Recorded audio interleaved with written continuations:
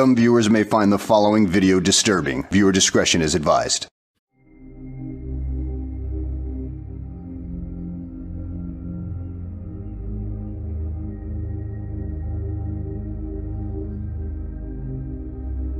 After the accidents at Robinson, New Mexico, Armature, Wyoming, and Vader, Washington, many people thought they had seen the last train collision.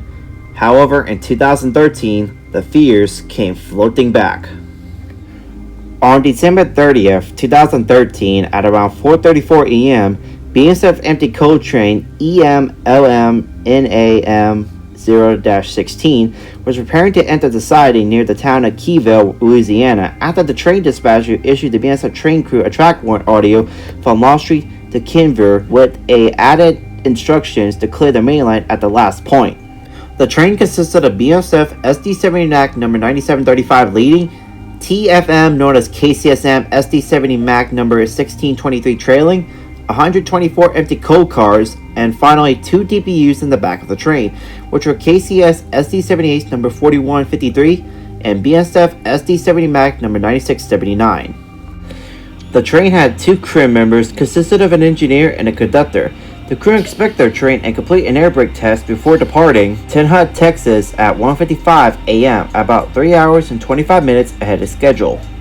The crew moved the train to the south switch of the Keithville siding.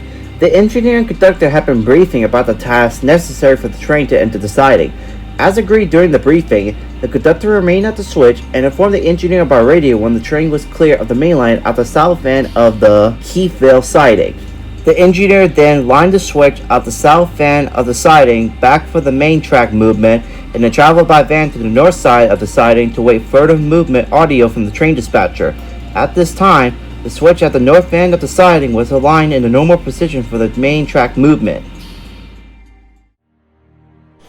Meanwhile, another crew consisting of an engineer, a conductor, and a student engineer were preparing to depart on Union Pacific Manifest train MPBSR-30 at Union Pacific Riverfront Yard at Shreveport, Louisiana.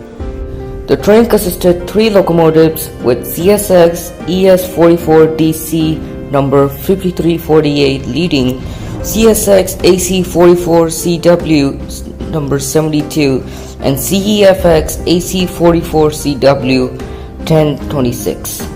The Union Pacific train left Riverfront Yard at 5:45 a.m. with track warranty authority on the main track from Riverfront to Timpson, Texas, and instructions to wait on the main track at Timpson. This authority included the main track at Keithville, but the UP crew was not informed that the BNSF empty coal train was in the siding because the UP crew did not need to take any actions at that location. Back at the Keithville siding, the van driver parked about 30 feet from the hand-operated switch at the north end of the siding. The conductor remained in the van so he would be in position to align the switch once the southbound train had passed and additional track warrant authority was granted. He then heard from the radio the dispatcher issue that a track warrant authorizing the engineer to proceed after the arrival of the southbound train. Soon after, he heard a radio broadcast of the Ford detector located just north of Keithville announcing the inspection results of a passing southbound train. He incorrectly perceived this to be an indication that he needed to line the switch for the southbound train to enter the siding. The conductor realized that the Union Pacific train was going too fast, fueling an impending collision. He turned and ran past the van, yelling at the van driver to run. The Union Pacific train crew also noticed the switch was not set correctly and the BNSF empty coal train was on the siding. They quickly tried to put the train in full emergency, but at this rate, it was too little and too late.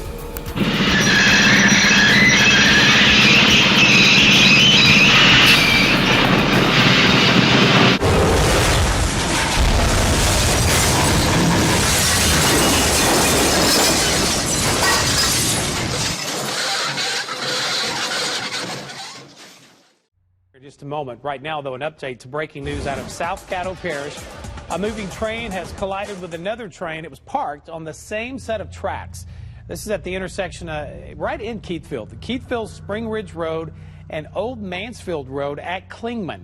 KSLA News 12's Olivia Vidal got out to that scene shortly after the crash. Olivia, I know we were going to hear from a witness here in a minute. Give us the very latest on the situation right now. And all of a sudden, you heard this huge bang, and I mean, the whole entire house shook. The windows, everything, and I jumped up because I thought it was coming. I mean, that's what it sounded like. It was that loud. But further down, right here in front of the house, you can tell, like, some were kind of leaning off the track.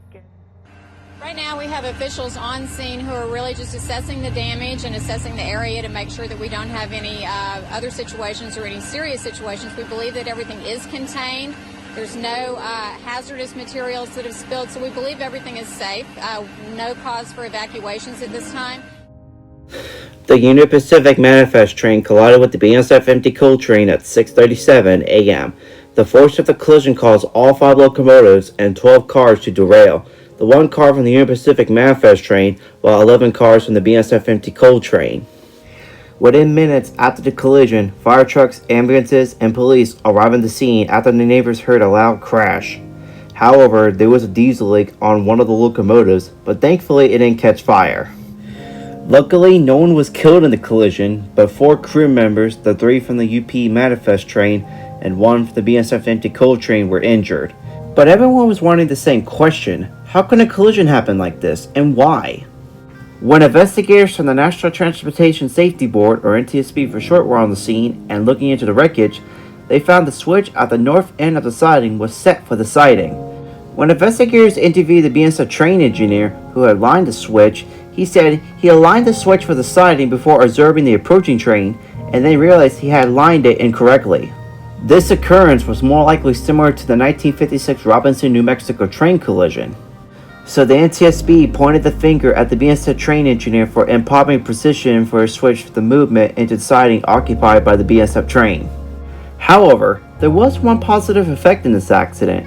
The Union Pacific Manifest train was traveling at 29 miles an hour before the accident happened. If the train had been going a little bit faster, the accident could have been more severe and the possibility of fatalities.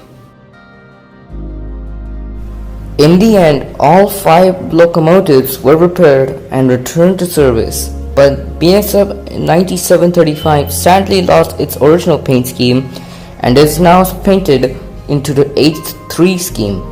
All the locomotives continue to be serviced as of today.